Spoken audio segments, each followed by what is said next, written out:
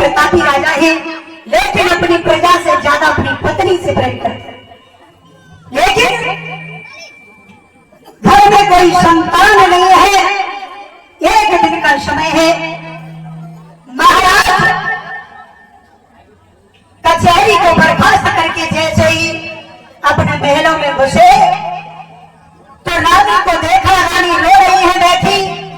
महाराज भरतरी ने आकर के पूछा, रानी पिंगला क्यों रो रही हो? तो रानी कहने लगी, महाराज हमारे घर में कोई बेटा बेटी नहीं है। अगर मेरे घर में कोई बेटा बेटी जन्म ले लेता तो मेरे राजपाट को संभालने वाला हो जाता। तो महाराज भरतरी समझाने लगे, रानी चिंता करने से कभी दुख दूर नहीं होते हैं, बल्कि चिंता करने से उम्र घटती है, और दुख दूर होते हैं तो केवल भगवान का भजन करने से। महाराज भरतरी कहने लगे, रानी मेरी बात सुनो। क्या बोले हैं?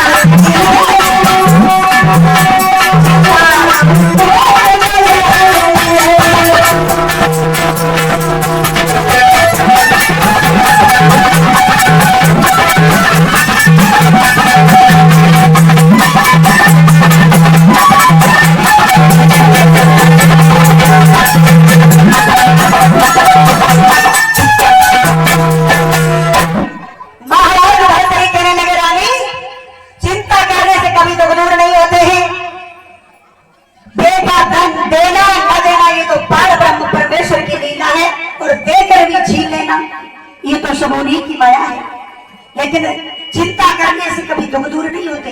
भगवान का भजन करो, वही पार ब्रह्म परमेश्वर वही बेड़ा पार करेंगे। तो रानी को समझाया है। इधर महाराज भरतरी रानी से कहने लगे, रानी हमारा मन हो रहा है कि मैं शिकार खेलने के लिए जाऊं। तो रानी कहने लगी, महाराज आप शिकार खेलने के लिए जा रहे हो, लेकिन शाम तक वापस आ जाना, क्योंकि जब तुम महलों में नहीं रहते हो तो ये महल हमें खाने के लिए दौड़ता है, तुम्हारे बगैर हमें उस महल में अच्छा नहीं लगता है। तो महाराज भरतरी कहने लगे, रानी चिंता न करो, मैं अभी जा रहा हूं और शाम तक वापस आ जाऊंगा। क्या हुआ महाराज? भरतरी शिकार खेलने के लिए तैयार हुए। मंत्री से कहा, मंत्री ओ मंत्री